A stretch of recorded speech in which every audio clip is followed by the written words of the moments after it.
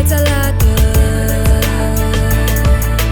Maat die waarop je kan bouwen, hoe je alles kan toevertrouwen. Die nooit voor je liegt, die je never nooit bedriegt. Dat is een echte vriend die je niet hebt verdiend. Maat die waarop je kan bouwen, hoe je alles kan toevertrouwen.